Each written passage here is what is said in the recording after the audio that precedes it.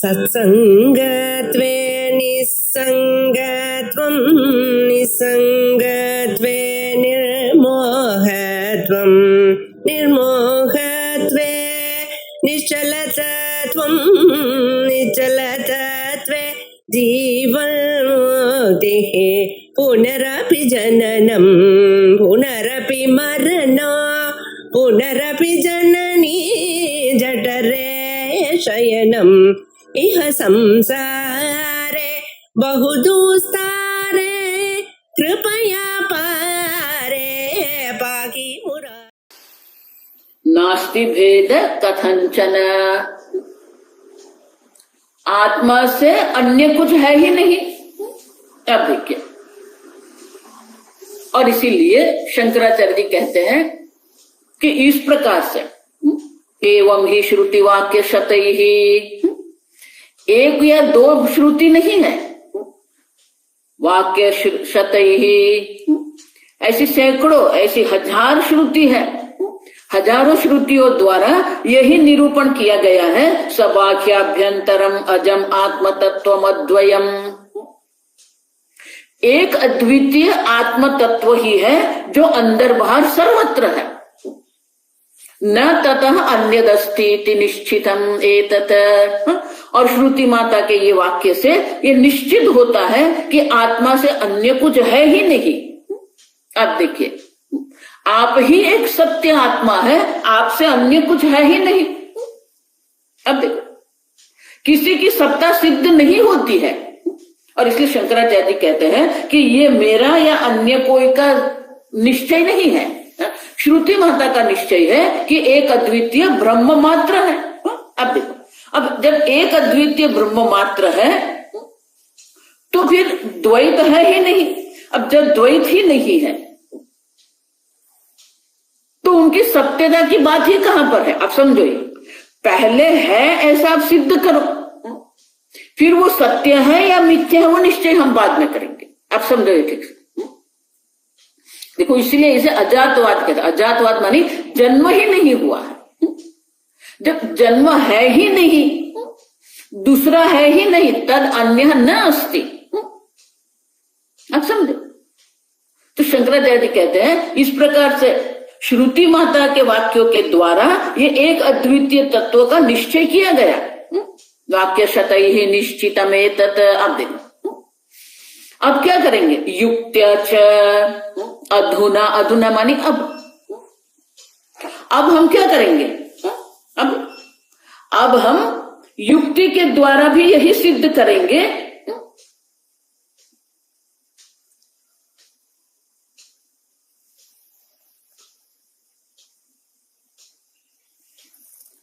युक्ति के द्वारा भी यही सिद्ध होता है कि एक अद्वितीय ब्रह्म तत्व आत्म तत्व ही है। और इसलिए शंकराचार्य जी कहते हैं कि गौड़पादाचार्य जी ने श्रुति माता के द्वारा जो निरूपण किया गया है उनको तो दर्शाया हमें। अब गौड़पादाचार्य जी स्वयं ये युक्ति के द्वारा, युक्ति के द्वारा पुनः निर्धारयतः, युक्ति के द्वारा उसका निरूपण करने के लिए ये अगली कारिका गौड़पादाचार्य जी हमें कहते हैं। आप समझो, तो कारिका में क्या किया, अब आत्म तत्व अजम अद्वितीयम परमार्थ भूतम, जो आत्मा तत्व जो है वही एक पारमार्थिक सत्य है, उनकी ही सत्ता जो है वो सत्य है। हम आगे देखते गए, सद ब्रह्म है और उनकी सत्ता किस प्रकार की है, सत्य है। सदैव सत्यम स आत्मा। अब देखो, वो जो सद ब्रह्म है वही सत्य है, माने कि वही पारमार्थिक है। न अन्यद आत्म तत्व तयोः कल्पितस्य च उपायत्वम, द्वैतम तु माया कल्पितम असदिति। जो कल्पित, माया कल्पित जो है, वो माया कल्पित जो द्वैत जो है असद इति प्रतिपादितम, एक अद्वितीय आत्मा तत्व ही सत्य है, पारमार्थिक है। उससे अन्य जो माया कल्पित द्वैत है वो असत है, वो मिथ्या है। इति प्रतिपादितम, ये प्रतिपादन किया गया। तत्र एव हेतु अंतरमाह। तो अब ये अगली कारिका में युक्ति के द्वारा अन्य प्रकार का हेतु यहां दर्शाते हैं गौड़पादाचार्य जी। कारिका पढ़ेंगे। तत्वतो जायते यस्य, तत्वतो जायते यस्य, जातं तस्य हि जायते, जातं तस्य हि जायते। सॉरी, दूसरा पहला। सतो हि मायया जन्म, सतो हि मायया जन्म, युज्यते न तु तत्त्वतः, युज्यते न तु तत्त्वतः।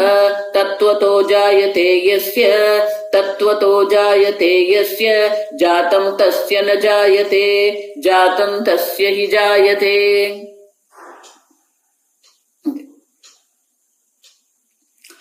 सतः ही मायया जन्म। अब देखो, यद आत्मतत्वम सदा सद एक रूपम तस्य मायया जगत कारणे जन्म युक्तम।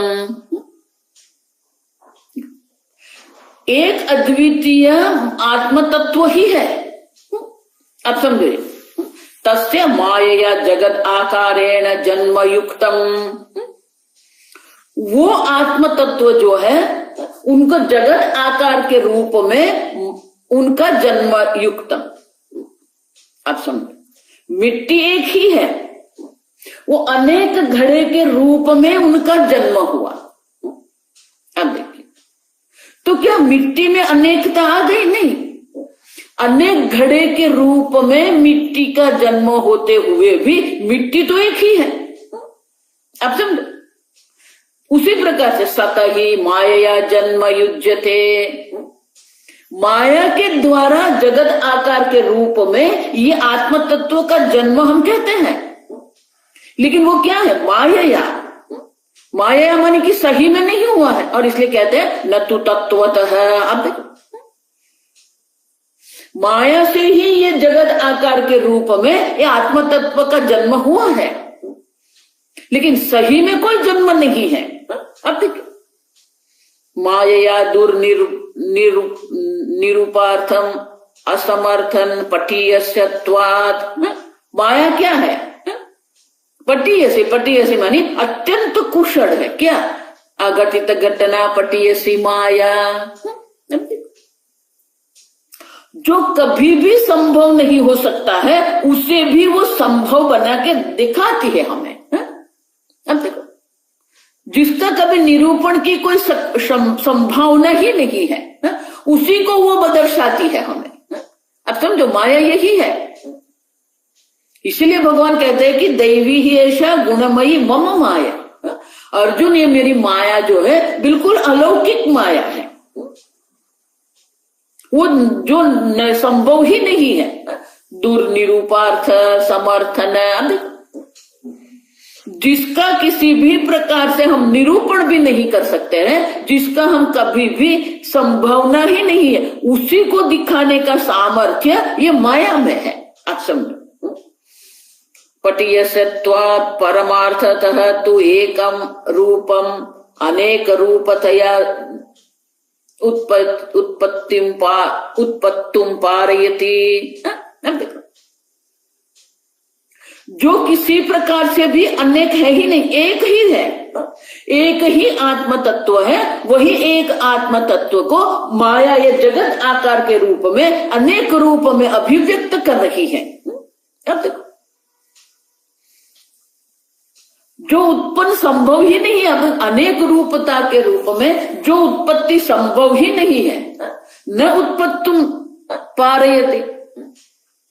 जो हम अनेक रूप में आत्म तत्व की उत्पत्ति संभव नहीं है, फिर भी उसने एक बना के रख दिया। अब देखो, लेकिन तत्वतः नहीं हुआ है। अब समझो, तो एक अद्वितीय आत्मा का अनेक रूप में जो निरूपण हुआ है, उनका कारण एक ही है, माया। आप देखो, अब समझे, क्योंकि जो एक अद्वित तत्व है वो अनेक हो ही नहीं सकता है, फिर भी वो अनेक हो गया। किसके कारण अनेक हो गया? माया के कारण अनेक वो बन गया। और इसलिए आनंद गिरी महाराज कहते हैं कि ये तो विरोध है। जो एक अद्वितीय है वो अनेक बन ही नहीं सकता है। एक मिट्टी जो है वो अनेक मिट्टी बन ही नहीं सकती है। अब देखो, और फिर भी उसको वो दर्शा रही है हम, और इसीलिए न तो तत्वतः है। अब देखो, तात्विक रूप से अगर देखते हैं, वास्तविक रूप अगर हम देखते हैं तो ये संभव ही नहीं है। अब समझो, संभव न होने पर भी ये संभव बना के रख दिया है माया ने। माने कि सत्य से सत्य रूप में, माने कि सही में ये जगत की उत्पत्ति हुई ही नहीं है। माया से जगत की उत्पत्ति हुई है, सही में जगत की उत्पत्ति नहीं हुई है। और अगर आप कहेंगी यस्य वादिनः मते ब्रह्म एव परमार्थ जगदात्मना जायते, अगर जो द्वैतवादी जो है, वो द्वैतवादी जो कह रहे हैं ब्रह्म एव परमार्थतः जगदात्मना जायते, जो द्वैतवादी कह रहे हैं कि एक अद्वितीय ब्रह्मात्मा जो है वही जगत के आकार में तत्वतः सही में वो उत्पन्न हुआ है, अगर ऐसा आप कहते हैं, अब देखो तो ये गड़बड़ हो गई। क्यों? क्योंकि उनका भी ब्रह्म जो है वो तो अजब ब्रह्म ही है। आप समझो, उनके लिए भी, द्वैतवादी के लिए तो ब्रह्म तो अजब ब्रह्म ही है। अगर वो अजब ब्रह्म की बात कर रहे हैं और फिर कहते हैं कि अजब ब्रह्म जगत आकार के रूप में बन गया, तो गड़बड़ हो गई। क्यों? जातम तस्य ही जायते, जो उत्पन्न हुआ ही है, मानी जो है उसी का जन्म वो दर्शा रहे हैं, तो ये तो तर्क से विरुद्ध हो गया। अब देखो, अजस्य जायमानत्व प्रतिज्ञायाः व्याहतत्वात् जातस्य एव जायमानत्वस्य अनवस्था इति। जिसका जन्म हुआ ही है, माने कि जो है ही, जिसका जन्म उसी का जन्म आप दर्शा रहे हैं, तो उसका जन्म कैसे हुआ? क्योंकि जिसका जन्म उससे उसका जन्म हुआ है। आप देखिए, समझ रहे हो? जातस्य ही, ये जो जन्म हुआ है जिसका, उसी का जन्म अगर दर्शाते हैं, तो ये जो जन्म हुआ है उसका जन्म कहां से हुआ? उसका जन्म भी जातस्य ही जात है। आप देखो, और ये जो जात है, ये जो जन्म हुआ, उसका कहां से जन्म हुआ? जन्म हुआ उससे ही उनका जन्म हुआ। अनवस्था, अब देखो, और इसीलिए कहते हैं ये तो अनवस्था हो जाएगी। जिसका जन्म हुआ उसका ही जन्म हुआ, फिर उसी से जो जिसका जन्म हुआ है उसी से अन्य जन्म हो जाएगा। तो जन्म से ही जन्म, जन्म जिसका जन्म हुआ उसका ही जन्म हुआ, ये तो अनवस्था हो जाएगी। अद्वैतम, और इसीलिए जो सही जो है वो तो क्या है? अद्वैतम एव, अद्वैत द्वैत निषेध श्रुत्या, तो अद्वैत ही तत्व है। आप समझो, अंत्य माने कि अंत में तो अद्वैत होगा कि नहीं? द्वैत से ही द्वैत की सिद्धि हुई, द्वैत से ही दूसरे द्वैत की उत्पत्ति हुई। तो अंत में रहेगा क्या? आप देखो, कहीं पर तो उनकी अवस्था होनी चाहिए ना, कहीं पर तो वो रुकना चाहिए ना। आप समझो, और इसीलिए आगे हम बता के ही गए हैं, द्वैत निषेधक श्रुत्या दृश्यत्व जड़त्वादि युक्ता च तथा विधया निर्धारितम अर्थम। और इसीलिए आगे हम सब दर्शा के गए कि जो द्वैत जिसको हम कहते हैं वो तो दृश्य है, जड़ है। देखो, ये बहुत सारे वाक्य जो वेदांत में है ना, आपको याद रखना है। यदृश्यम तज्जड़म तदनित्यम तद दुखात्मकम तस्माथेयम। तैत्तिरीय उपनिषद भाष्य में शंकराचार्य जी कहते हैं कि जो दृश्य है वो तो जड़ है ना, दृष्टा चेतन है, दृश्य तो जड़ है। आप देखिए, तो ये बाह्य जगत ही दृश्य नहीं है, ये देह भी दृश्य है, देह का भी आप अनुभव कर रहे हैं। अब देखो, इंद्रिय भी मन का दृश्य है, मन भी साक्षी चैतन्य का दृश्य है, और साक्षी चैतन्य है वो क्या है? दृग्वे न दृश्यते, वो तो दृष्टा मात्र है। अब देखो, हम कल देख के गए कि दृष्टि मात्र है वहां पर, दृष्टि स्वभाव जो आत्मा जो है उससे परे अन्य कुछ है ही नहीं। तो जो द्वैत आप कह रहे हैं, जो आप जिसका जन्म हुआ आप कह रहे हैं, वो सब तो दृश्य जड़ है। आप समझ, और उसकी सत्यता की सिद्धि कभी हो ही नहीं सकती है। और इसीलिए ये कारिका के द्वारा गौड़पादाचार्य जी ये सिद्ध करते हैं कि तर्क से भी अगर आप देखते हैं तो किसी का भी जन्म आप सिद्ध नहीं कर सकते हैं। आप देखिए, आप समझो, क्योंकि एक अद्वितीय ब्रह्म तो आप है ही, आप स्वयं है, आप स्वतः सिद्ध स्व प्रकाश चैतन्य स्वरूप आत्मा है। ये कोई कल्पित बात तो है ही नहीं, आपका ही अनुभव है कि मैं हूं और मेरे अभाव का अनुभव मुझे नहीं होता है, ये आपकी बात है। देखो, इसलिए मैं कहती हूं वेदांत आपके अनुभव से परे की बात नहीं करता है। जो लोग आपके अनुभव के परे की बात कर रहे हैं वो सब वेद बाह्य है। अब समझो, और जो आपके अनुभव से परे की बात है उनके लिए भी प्रमाण तो शास्त्र ही है। स्वर्ग है, नरक है, पाप है, पुण्य है, गति है, आगति है, तो उनके लिए भी प्रमाण तो कौन है? शास्त्र प्रमाण है। अब समझो, लेकिन जब आत्म तत्व की बात आती है तो आत्म तत्व की बात जो वेदांत में की गई है उसमें आपसे अनुभव से परे कुछ है ही नहीं। अब समझो, आप सत्स्वरूप है, आपको आपके अभाव का अनुभव कभी भी नहीं होता। मैं नहीं हूं ये कभी किसी को अनुभव नहीं होता। अब समझो, उतना ही नहीं, मैं जड़ हूं ऐसे भी किसी को अनुभव नहीं होता है। मैं चैतन्य स्वरूप आत्मा। अब देखिए, तो मैं सत्स्वरूप आत्मा हूं, मैं चैतन्य स्वरूप हूं, ये तो सबका अनुभव है।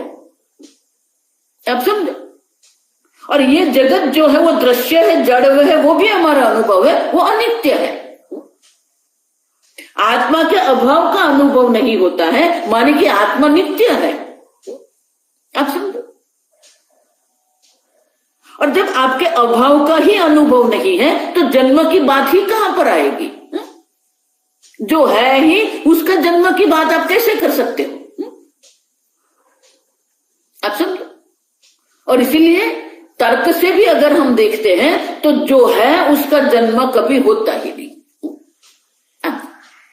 तो ये कोई कल्पित बात हम नहीं कर रहे हैं। आप सच्चित स्वरूप आत्मा है और वहां पर आपकी निष्ठा होनी चाहिए। आप नित्य अज नित्य आत्मा है वो नहीं जानते हुए आपने मान लिया मेरा जन्म हुआ है, आपने मान लिया मेरी मृत्यु होगी। जन्म और मृत्यु दोनों कल्पित हैं, आप समझो। कभी किसी को अपने मृत्यु का अनुभव हो ही नहीं सकता है। मृत्यु का जो भय जो है वो किसके कारण है? अब उसको अभिनिवेश कहते हैं। योग शास्त्र में अभिनिवेश माने कि ये देह में हम इतना अहम करके बैठ गए हैं, अहम बुद्धि हमने ये देह में करके रखी है, इसलिए ये देह छोड़ने की बात आती है तो हमें भय लगता है। हम को अभिनिवेश कहते हैं, क्योंकि देहात्म बुद्धि इतनी दृढ़ है हमारी। तो देहात्म बुद्धि दृढ़ होने के कारण ही ये मृत्यु का भय हमें लगता है। लेकिन एक बार हमारी समझ में आ गया कि हम तो ये देह में रहने वाले देही है। नवद्वारे पूरे देही नैव कुर्वन्न कारयन्, हम तो ये नवद्वार वाली नगरी में रहते हैं। अब देखो, तो देह से भिन्न आत्मा है। आत्मानम रथिनम विद्धि शरीरम रथमेव तु। अब इस शरीर रथ है और आप रथ स्वामी हैं। ये शरीर पूर है, नगर है, आप नगर स्वामी है। अब देखो, जब आप देह ही नहीं है तो मृत्यु का अनुभव कैसे हो सकता है? अब देखो, और इसीलिए किसी भी प्रकार से जगत की उत्पत्ति सिद्ध नहीं होती है, आत्म तत्व के जगत रूप में जन्म भी सिद्ध नहीं होता है। और इसीलिए ये कारिका के द्वारा गौड़पादाचार्य जी हमें दर्शाते हैं कि अगर तर्क से भी आप देखते हैं तो सही में कोई जन्म हुआ ही नहीं। भाष्य, कारिका के बाद का भाष्य। तत्र एतत् स्यात् सदा अग्राह्यमेव चेत्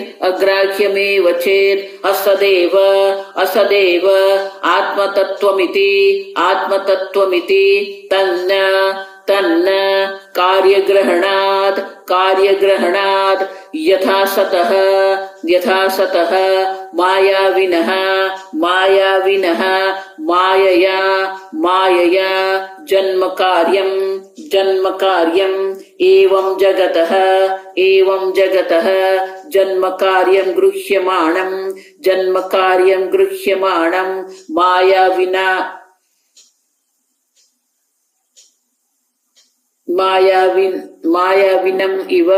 मायाविनम् इव परमार्थसन्तम् आत्मानं जगज्जन्म मायास्पदम् अवगमयति।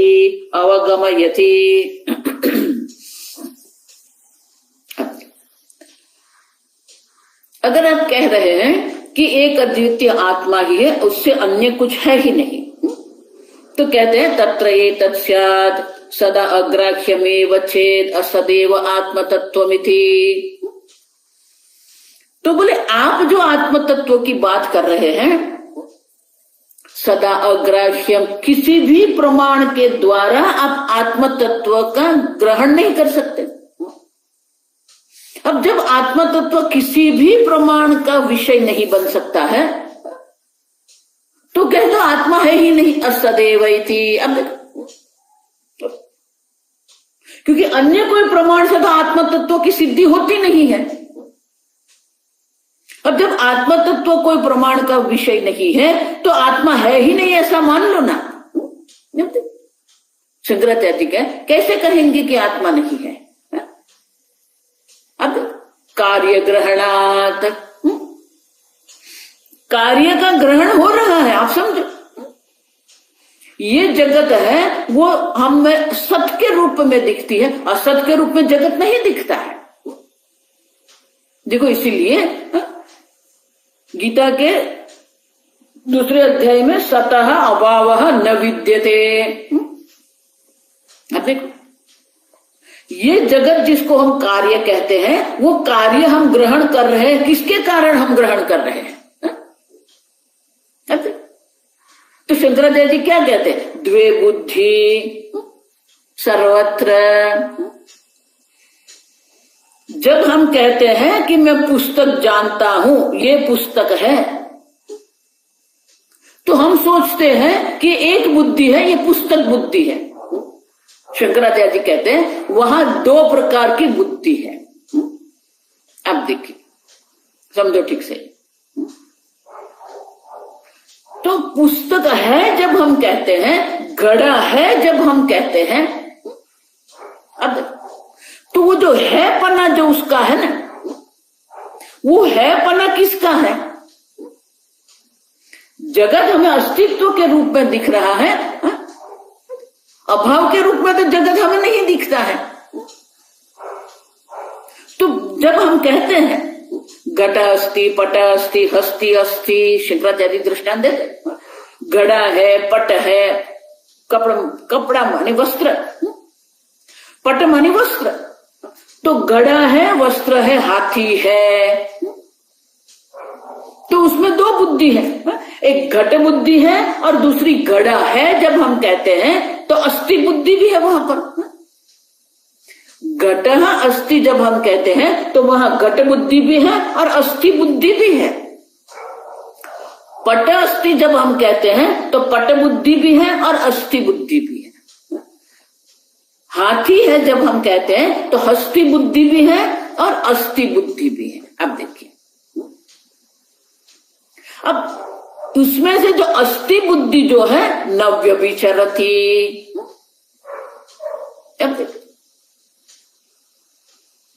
जो कभी जिसका कभी व्यभिचार नहीं होता है, समझे, यद रूपम निश्चितम तद रूपम न व्यभिचरति। तत्सत जिस रूप में आप उनका निश्चय करते हैं वो रूप से उनका कभी व्यभिचार माने कि परिवर्तन नहीं होता है, तो वो सत है। तो अस्थि बुद्धि तो सर्वत्र है ना, अस्थि बुद्धि जो है उनका उनमें कभी व्यभिचार नहीं हो रहा है। लेकिन जो पहले अस्थि बुद्धि जो थी वो पुस्तक अस्थि होती थी, अब क्या हो गया, पट अस्थि, अब क्या हो गया, घट अस्थि। यद व्यभिचरति तद असत, जो बुद्धि व्यभिचर, जो बुद्धि बदलती है, पुस्तक बुद्धि है, घट बुद्धि है, पट बुद्धि है, हस्ती बुद्धि है, वो बदलती रहती है, तो वो असत है। और जो उनके अधिष्ठान के रूप में जो सत बुद्धि है वो कभी बदलती नहीं है। अब देखो, वो जो सत जो है वो कार्य ग्रहण, शंकराचार्य कहते हैं प्रत्येक कार्य का हम ग्रहण जब करते हैं, तो कार्य जब हम ग्रहण करते हैं तो वहां अस्थि बुद्धि है, आप समझो। वो सत्य तो कभी भी उनका व्यभिचार नहीं होता है, वो कभी परिवर्तित नहीं होता है, अब समझो। और इसलिए भगवान क्या कहते हैं, असतः भाव, जो परिवर्तित है उसका अस्तित्व नहीं है, जो सत है जिसका सर्वत्र हम अनुभव कर रहे हैं, पटसन घटसन हस्तिसन, अब देखो, तो जो सत जो है वो तो सर्वत्र है, तो वो ही जो है वो पारमार्थिक सत्य है। तो कार्य ग्रहण हम कर रहे हैं, आप समझ रहे हो ये वाक्य शब्द को, हम वस्तु को ग्रहण कर रहे हैं, वही सिद्ध होता है कि वो वस्तु स्वयं दृश्य है, लेकिन उनका जो अस्तित्व जो है वो सत्य जो है वो तो सर्वत्र है। देखो, इसलिए मैं कहती हूं कि ये जड़ ब्रह्मांड जो है, ये स्थूल ब्रह्मांड जो है वो सत्य प्रधान है, उसमें ये सत्य जो सर्वत्र अभिव्यक्त हो ही रहा है। अब देखो, वो सत्य बुद्धि जो है वही सही बुद्धि है। अब देखो, तो कार्य के रूप में भी जब हम उसको ग्रहण करते हैं तो वहां भी सत्य तो है। अब देखो, इसीलिए हम कहते हैं कि ये जगत जो है वो सत्य प्रदान है, ये प्राणी जो है वो चित्त प्रदान है, चेतन की अभिव्यक्ति होती है वहां पर, इसलिए वो चेतन प्रदान है। देवता योनि माने कि ऊर्ध्व लोक की जो योनियां है वो आनंद प्रदान है, भोग की प्रधानता वहां पर है। तो सब तो सर्वत्र ग्रहण हो रहा है ना, कार्य में भी हम किसका ग्रहण कर रहे हैं, सत का तो ग्रहण हो ही रहा है, आप समझो ठीक से ये।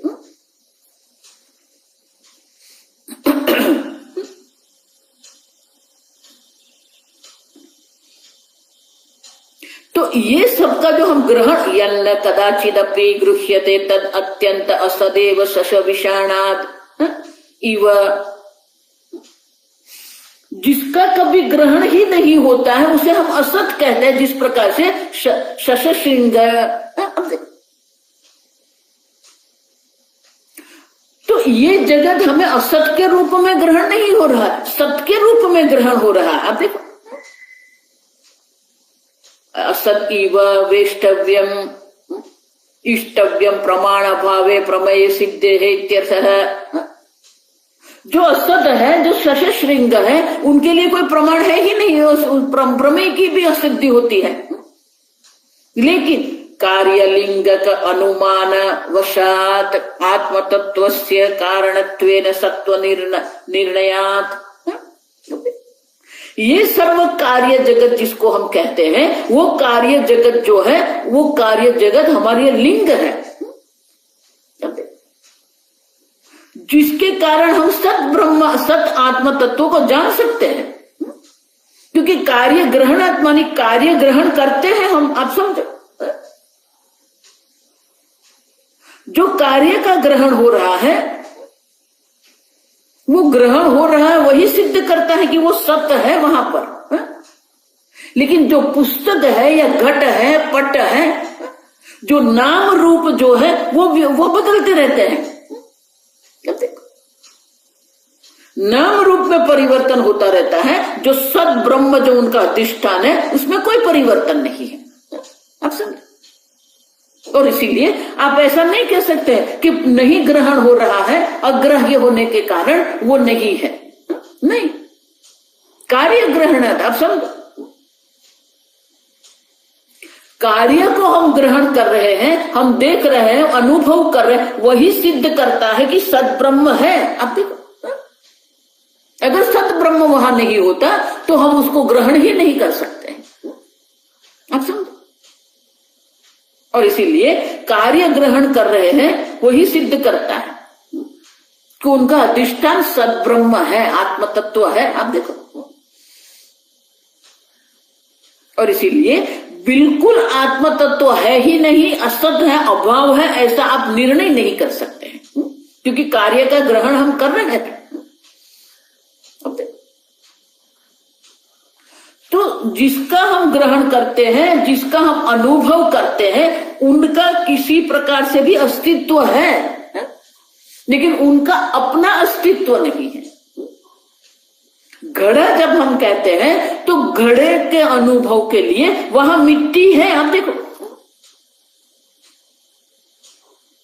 घड़ा जिसको हम कहते हैं, घड़े का हम अनुभव करते हैं, घड़े का हम उपयोग करते हैं, तो घड़ा नाम रूप जो है और उनकी उपयोगिता अर्थ क्रियाकारित्व जो है, लेकिन वो घड़ा जो है वो तो दृश्य है, परिवर्तनशील है, व्यभिचारी है। लेकिन वो घड़े का दर्शन किसके कारण होता है? घड़ा कार्य जो है उसका ग्रहण हम करते हैं, उसको ग्रहण कर रहे हैं, किसके कारण ग्रहण कर रहे हैं? मिट्टी के कारण। अब देखो, इसलिए मैं बहुत सरल भाषा में आपको कह रही हूं कि आप मिट्टी के दर्शन किए बिना घड़े का दर्शन नहीं कर सकते। आप जल के दर्शन के बिना ये तरंग का दर्शन नहीं कर सकते हो। लेकिन विरोधाभास हमारे अंदर ये है कि हम जगत का अनुभव कर रहे हैं, हम जगत ग्रहण कर रहे हैं, लेकिन जगत का जो अधिष्ठान ब्रह्म तत्व है उनको ही हमने छोड़ दिया है। अब उसी को बोल रहे कि वो है ही नहीं। कैसे है नहीं? ये जगत ग्रहण हो रहा है, वही सिद्ध करता है कि सद्ब्रह्म है। देखो, मिट्टी के दर्शन बिना घड़े का दर्शन नहीं है। उसी प्रकार से ये सद्ब्रह्म का तो सर्वत्र दर्शन हो रहा है, सर्वत्र सद्ब्रह्म हम ग्रहण कर रहे हैं। अब कैसे कहेंगे कि अग्रहण है? अब सद्ब्रह्म का तो अनुभव सर्वत्र है, इसीलिए जगत हमें सदरूप में दिख रहा है, नास्तिक के रूप में नहीं है। समझ रहे हो? पुस्तक है इस प्रकार से हम देखते हैं, पुस्तक नहीं है ऐसे हम नहीं देखते हैं। घड़ा है इसके रूप में देख रहे हैं, तो है पन्ना जो घड़े का है वो क्या है? मिट्टी है जब हम कहते हैं, तो मिट्टी का जो है पन्ना जो है, जो अस्तित्व है,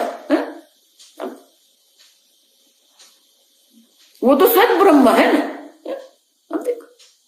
अगर उनका अधिष्ठान सद्ब्रह्म नहीं होता तो अस्थि के रूप में हम उनका अनुभव ही नहीं कर सकते थे, उनका उपयोग भी नहीं कर सकते थे।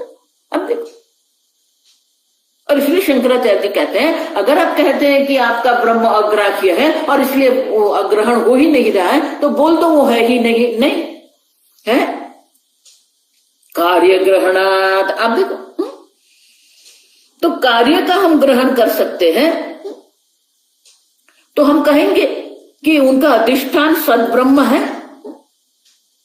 अधिष्ठान सद्ब्रह्म के बिना ये पुस्तक है या जगत है, उनका अनुभव ही सिद्ध नहीं होता है। अब देखो, तो कार्य से ही हम कह रहे हैं कि सद्ब्रह्म है। क्योंकि अस्थि बुद्धि जो है वो कभी उनमें परिवर्तन नहीं आता है। अब देखिए, अस्थि के रूप में तो है ही ये। अच्छा, और इसीलिए आप ये नहीं कह सकते आत्मा तत्व तो है ही नहीं। देखो, ये जब शून्यवादी जो क्षणिकवादी जो है ना, वो यही कह रहे हैं कुछ है ही नहीं, शून्यम शून्यम। आजकल आप देखेंगे ना ये पुस्तक जगत में तो बहुत सारे लोग हैं जो ये बड़ी बड़ी पुस्तक लिखते हैं, वॉइड कहते हैं उसको, शून्यवादी है, कुछ भी नहीं है। अरे कुछ भी नहीं, तू तो है कि नहीं? तू है जो ये पुस्तक लिख रहा है, उसका अभाव है क्या? नहीं है। अगर आप स्वयं शून्य है तो आपने पुस्तक कैसे लिखा? सर्वम शून्यम शून्यम मानी कि आप शून्य है? नहीं। देखो, इसलिए आरंभ में मैंने कह दिया आप मैं हूं और मैं चित्त हूं, ये तो सबका अनुभव है। अब देखो, किसी को अपने अभाव का अनुभव नहीं होता है। उतना ही नहीं, कार्य के रूप में भी वो सत अभिव्यक्त हो रहा है। और इसलिए शंकराचार्य कहते हैं कार्य ग्रहणात्। अब देखो, एक शब्द है लेकिन बहुत गहन है, आप समझो। आप पुस्तक ग्रहण कर रहे हैं, वही सिद्ध होता है कि वो सद ब्रह्म वहां पर है। सत्य ब्रह्म के बिना ये पुस्तक के अस्तित्व को आप सिद्ध नहीं कर सकते। सब हमें है के रूप में दिख रहा है, नहीं के रूप में हमें नहीं दिखता है। तो इसलिए शंकराचार्य स्वयं दृष्टांत देते हैं, आप समझो। संगृहीतम अर्थम दृष्टांतेन विवृणोति। तो दृष्टांत शंकराचार्य देते हैं, यथा सतः मायाविनः। मायाविनः, माया माने वो जादूगर करने। अब देखो, तो वो मायावी जादूगर है, आप समझो। तो मायाविनः मायया जन्म कार्यम। माया जब आप कह रहे हैं तो वो माया का नियंत्रण करने वाला मायावी है।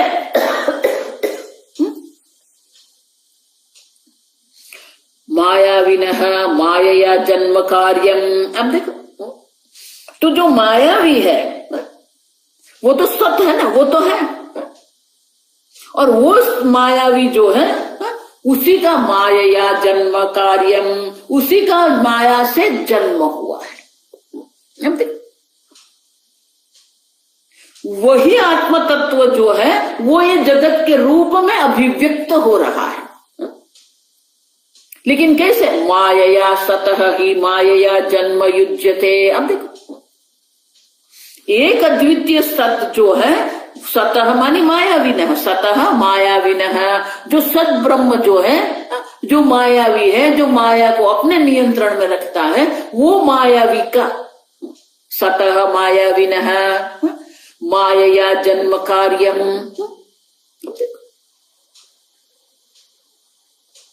तत्सृष्ट्वा तदेवानुप्राविशत।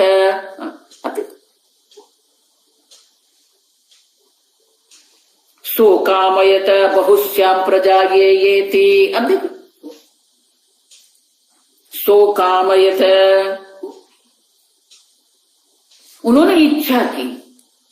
अब इच्छा कहाँ होगी? चेतन में होगी कि जड़ में होगी? जड़ की कोई इच्छा नहीं होती है, वो चैतन्य है। अब देखो, और इच्छा क्या किया? बहुश्याम प्रजा येति, मैं अनेक बन जाऊं। देखिए, बृहदारण्यक उपनिषद में आता है कि वो एक था, उसको अकेलापन लग रहा था और इसलिए उन्होंने सोचा मैं अनेक बन जाऊं। और उसको अकेलापन लग रहा था, वही अकेलापन का अनुभव हम भी करते हैं। हमारी बुद्धि भी अनेकता में फंस गई है। अनेकता है, अनेकता में ही हमें सुरक्षा दिखती है। तो उन्होंने इच्छा की मैं अनेक बन जाऊं। तो क्या हुआ? माया जन्म कार्य, माया से वो अनेक बन गए।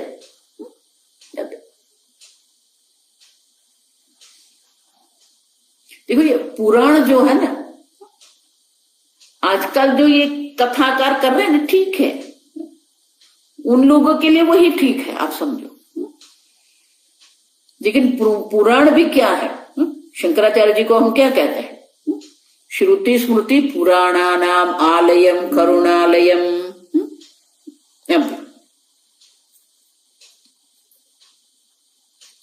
तो पुराण के द्वारा भी यही तत्व का निरूपण हुआ है।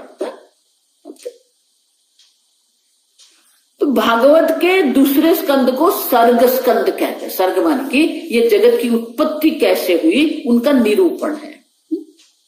लेकिन पुराण की विशेषता ये होती है कि ये सब जो सत्य तत्व का निरूपण है उनको कथा के द्वारा हमें दर्शाते हैं। फिर वहां वंशावली होती है, मनवंतर होता है। अब देखो, तो ये कथा के द्वारा हमें तत्वों का निरूपण करते हैं, इसलिए कथा में बहुत विस्तार होता है। आप समझो ठीक से।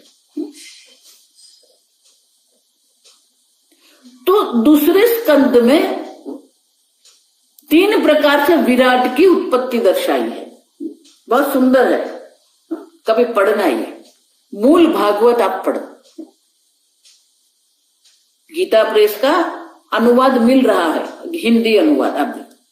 अब गुजराती अनुवाद भी मिलता है, और गुजरात में सस्तु साहित्य का भागवत है। मूल भागवत आप पढ़िए, तो बहुत सुंदर है वहां पर। तो एक निरूपण इस प्रकार से है, देखो ये निरूपण बहुत सुंदर है कि वो जो एक सद्ब्रह्म जो है उनको सुनने की इच्छा हुई। अब देखिए, श्रवण करने की इच्छा हुई, वहां सब सन प्रत्यय के सब प्रकार के शब्द आपको मिलेंगे। सुनने की इच्छा हुई ना, तो आकाश तत्व की उत्पत्ति की। आकाश तत्व से शब्द उत्पन्न हुए। वो शब्द ग्रहण करने के लिए क्या किया? श्रोत्रेंद्रिय की उत्पत्ति कर दी, और श्रोत्रेंद्रिय द्वारा वो श्रवण करता है। अब उनको स्पर्श करने की इच्छा हुई, तो उन्होंने वायु की उत्पत्ति कर दी। वायु से त्वगेंद्रिय की उत्पत्ति हुई, त्वगेंद्रिय के द्वारा वो स्पर्श का अनुभव करता है। उनको दर्शन क्रिया की इच्छा हुई, दिदृक्षया, तो उन्होंने अग्नि तत्व की उत्पत्ति कर दी। अग्नि तत्व से चक्षुरेंद्रिय की उत्पत्ति करी, और वो दर्शन क्रिया करता है। अब देखिए, जन्म कार्यम, अब देखो बहुत सुंदर है, देखो बहुत विस्तार से है ये। तो ये जन्म कार्य जो है वो है कैसे? तो गौड़पाद कहते हैं माया जन्म युज्यते। अब देखो, युज्यते माने हो सकता है कार्य जगत के रूप में माया के द्वारा ये जन्म संभव है। लेकिन माया, या आप समझो, माया से ही ये सब हो रहा है, अपने आप में नहीं हो रहा है। और इसलिए शंकराचार्य जी कहते हैं मायाविनः सतः मायाविनः, ये सद ब्रह्म जो मायावी है उसका माया जन्म कार्यम, माया से ही उनका जन्म हो रहा है। एवं जगतः जन्म कार्यम गृह्यमाणम, तो ये जगत के रूप में जो ये मायावी बन गया है, जगतः जन्म कार्यम। अब तो जन्म रूप जो ये कार्य जो हो रहा है, गृह्यमाण, वो हम ग्रहण करते हैं। अब देखो, मायाविनम इव परमार्थ संतम आत्मानम जगत जन्म मायास्पद अवगमयति, मायास्पद। अब देखो, मायास्पद माने कि माया के समान ही है वो। माया से ये जगत की उत्पत्ति हुई है, तो ये जगत भी माया के समान ही है।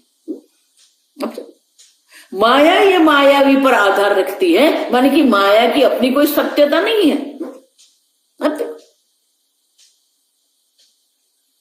माया अपने अस्तित्व के लिए ये सद्ब्रह्म पर आधारित है। और इसीलिए मायाविनम इव गृह्यमाणम जन्म कार्यम, तो मायावी जो है गृह्यमाणम मायाविनम जगत जन्म कार्यम, वो जो मायावी है ये जगत के रूप में ग्रहण हो रहा है। परमार्थ संतमात्मानम, वो तो पारमार्थिक सत्य ही है। आप समझो, जगत जन्म मायास्पदम, जो पारमार्थिक सत ब्रह्म जो है, जो मायावी जो है, वही जगत कार्य के रूप में अभिव्यक्त हो रहा है। लेकिन ये जो अभिव्यक्ति हो रही है वो किसके समान है? माया समान है। मायास्पदम माने माया समान है। अब जिस प्रकार से माया अपने अस्तित्व के लिए सद ब्रह्म पर आधारित है, मायावी पर अपने अस्तित्व के लिए पराधीन है, उसी प्रकार से उससे उत्पन्न हुआ ये जगत जो है उनका भी अपना कोई अस्तित्व नहीं है। अपने अस्तित्व के लिए ये पारमार्थिक आत्म तत्व पर आधारित है वो। अब देखिए, तो जिस प्रकार से माया की अपनी कोई सत्ता नहीं है, अपने अधिष्ठान से भिन्न उनकी कोई सत्ता नहीं है। विमतम सद अधिष्ठानम कार्यत्वात्, सद अधिष्ठान है उनका। माया भी मायावी पर आधारित है, माने कि उनका कोई स्वतंत्र अस्तित्व नहीं है। और जिसका अपना कोई स्वतंत्र अस्तित्व नहीं है उसी को तो हम मिथ्या कहते हैं। अधिष्ठानान्यत्वम। अब देखो, तो संपूर्ण जगत भी क्या है? सद अधिष्ठान है। सत तत्व ही जिसका अधिष्ठान है। माया का जो माया जो है माया के समान ही है। माया भी अपने अस्तित्व के लिए सद ब्रह्म पर आधारित है। उसी प्रकार से ये जगत का जो अस्तित्व है वो भी सद ब्रह्म पर ही आधारित है। तो जितनी माया की सत्ता है उसी प्रकार की सत्ता ये जगत की है।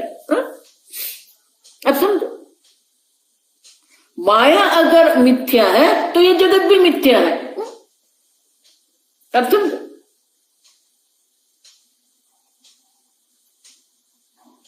और इसीलिए कहते हैं मायास्पदम अवगमयति। इस प्रकार से ही हमें बोध होता है। आप समझो, माया का अस्तित्व है वो अस्तित्व सद ब्रह्म है। उसी प्रकार से ये जो जन्म कार्य जो है, जगत का जो ये जन्म हुआ है वो भी किसी प्रकार से अवगमयति मानी हमें बोध कराते हैं। आप समझो, जो माया का अस्तित्व वही ये जगत का अस्तित्व है। और इसीलिए जो ब्रह्म ये जगत के रूप में जन्म हुआ जब हम कहते हैं तो वो माया से ही संभव है। माया के बिना ये संभव नहीं है। तो शंकराचार्य जी आगे समझाते हैं, यस्मात् यस्मात् सतः ही विद्यमानात् विद्यमानात् कारणात् कारणात् माया निर्मितस्य हस्त्यादि कार्यस्य एव जगत् जन्म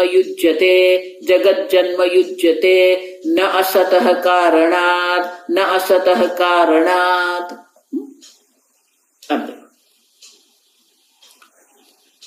ये जगत का जो मैंने आगे कहा यस्मात्, क्योंकि सतः है विद्यमानात् कारणात् माया निर्मितस्य जगतः जन्म युज्यते। ये जगत का जन्म जो हम कह रहे हैं युज्यते मानी हो सकता है। किस प्रकार से हो सकता है? कहां से हो सकता है? जिससे ये जन्म हुआ जगत का वो तो क्या है? सतः ही विद्यमान। सतः मानी कि जो विद्यमान है, जो है। सत, सतः मानी सत से, वो सत से मानी कि जो है विद्यमान है। सत मानी जो है विद्यमान, जो है वो विद्यमान कारण से ही ये माया निर्मित जगत जो है वो कार्य है। वो कार्य जगत का जन्म हुआ है। समझ रहे? ये जगत हमें अस्थि के रूप में उपलब्ध हो रहा है क्योंकि उनका जन्म जो है वो सत ब्रह्म से हुआ है। असत से नहीं हुआ, न असत कारण। असत कारण से नहीं हुआ है, सत कारण से ही ये जगत की उत्पत्ति हुई। अब जब सत कार्य से उनकी उत्पत्ति हुई है और उनकी उत्पत्ति माया निर्मित है तो ये जगत हमें सत के रूप में ही अनुभव में आएगा, असत के रूप में नहीं। पुस्तक है ऐसे आप देखते हैं, पुस्तक नहीं है ऐसे आप नहीं देखते। अब देखो, सर्वम शून्यम शून्यम कैसे कह सकते हो आप? अब देखो, तो ये सत रूप में ही अभिव्यक्त हो रहा है, क्योंकि सत कारण से ही उनकी उत्पत्ति हुई है, असत कारण से नहीं। तो सत कारण जो है वो सत कारण से माया निर्मित ये जगत है, माने कि ये मिथ्या जगत का जो कारण है वो असत नहीं है, वो सत्य है। लेकिन सत्य आत्मा जो है वो असत जगत कैसे बन गया? माया निर्मित हस्ति आदिवत। अब देखो, जिस प्रकार से जादूगर अनेक वस्तु उत्पन्न करता है, उसी प्रकार से यहां पर भी माया के द्वारा ही माया निर्मित ये जगत है। अब देखो, तो ये माया निर्मित जगत जो है, वो जो जगत जो कार्य जो है, उसी को हम जगत जन्म युज्यते, उसी को हम जगत कहते हैं, उसका जन्म हुआ है। अब देखो, अब समझ। लेकिन जो उत्पत्ति हुई वो कहां से हुई है? सत कारण से ही, विद्यमान कारण से ही उनकी उत्पत्ति हुई है। अब समझ, असत कारण नहीं है, कारण सत है। कारण कभी भी असत नहीं हो सकता है, और इसलिए शंकराचार्य जी कहते हैं न असतः कारणात्, असत कारण से, अभावात्मक कारण से उनकी उत्पत्ति हुई नहीं है। विद्यमान मानी भावात्मक कार्य असत कारण है, उससे ये जगत की उत्पत्ति हुई, और इसीलिए जगत है के रूप में हमें दिख रहा है। इसीलिए जब हम कहते पुस्तकम अस्ति, तो पुस्तक बुद्धि भी है और अस्थि बुद्धि भी है। घट अस्थि जब हम कहते हैं तो घट बुद्धि भी है और अस्थि बुद्धि भी है। अब देखो, तो अस्थि तो है ही वहां, लेकिन ये जगत की जो उत्पत्ति हुई हम जो कह रहे हैं वो माया से है। क्यों? क्योंकि ये सत तत्व जो है वो तो एक अद्वितीय है। सदैव सौम्य इदमग्रासित एकमेव अद्वितीय, वो सत्य एक अद्वितीय है। फिर भी ये एक अद्वितीय सत्य जो है ये जगत में अनेक रूप में अभिव्यक्त हो रहा है। किसके कारण हो सकता है? माया से ही संभव है ये। इसलिए आगे हम देखेंगे कि माया जो है वो असंभव को भी संभव कर देती है। अघटित घटना पटीयसी माया, माया की ये कुशलता है। पटीयसी मानी उनका सामर्थ्य है कि एक अद्वितीय ब्रह्म को अनेक रूपों में हमें अभिव्यक्त करती रहती है। लेकिन अनेक रूप में अभिव्यक्त होने से क्या ब्रह्म अनेक हो गया क्या? न तो तत्वतः, और इसलिए गौड़पादाचार्य जी कहते हैं न तो तत्वतः, तत्वतः किसी का कोई जन्म नहीं हुआ है। नाम रूप के रूप में ये जगत अभिव्यक्त हो रहा है। अच्छा, लेकिन जो नाम रूप आप कह रहे हैं, जो नाम आप कह रहे हैं, ये घड़ा है, आप देखो ये पुस्तक है, तो जितने भी नाम आपकी बुद्धि पर है, आपके वाणी में है, वागालम वाचारंभणम विकारो नाम ध्येयम, अब देखो,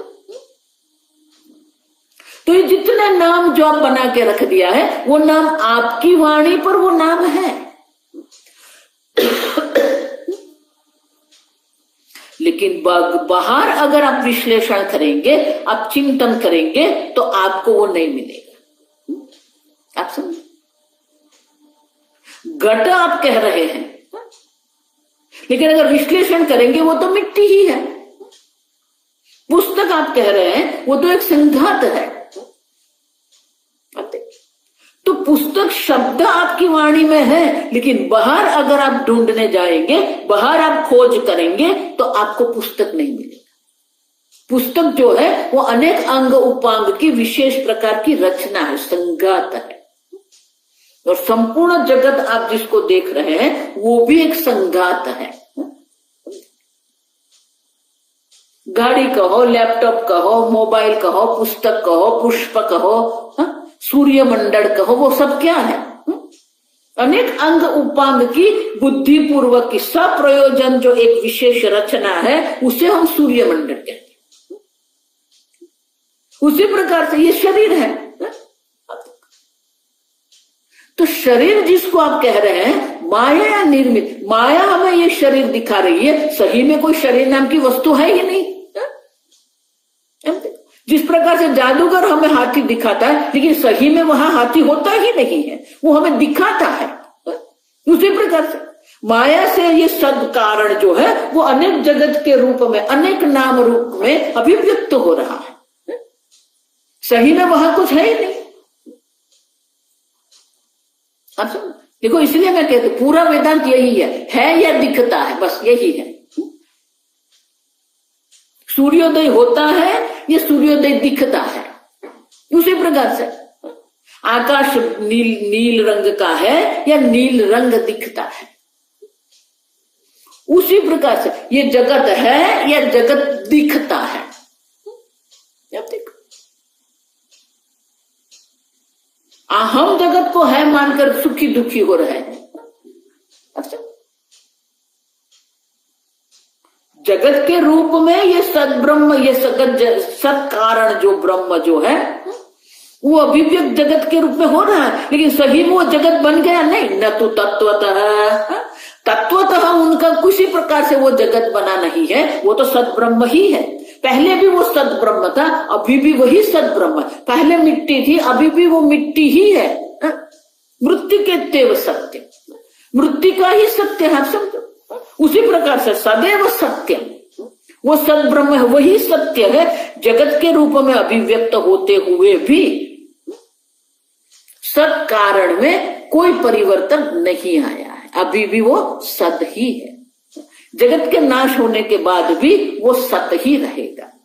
और इसीलिए गौड़पादाचार्य जी कहते हैं अगर तर्क से भी अगर हम समझने का प्रयत्न करें तो ये माया से ये सब उत्पन्न हो सकता है, तत्वतः किसी की कोई उत्पत्ति हुई नहीं है। आगे हम कल देखेंगे। ओम असतो मा सद्गमय तमसो मा ज्योतिर्गमय मृत्योर्मा अमृतंगमय। ओम पूर्णमदः पूर्णमिदं पूर्णात् पूर्णमुदच्यते पूर्णस्य पूर्णमादाय पूर्णमेवावशिष्यते। ओम शांति शांति शांति। हरि ओम। श्री गुरुभ्यो नमः। हरि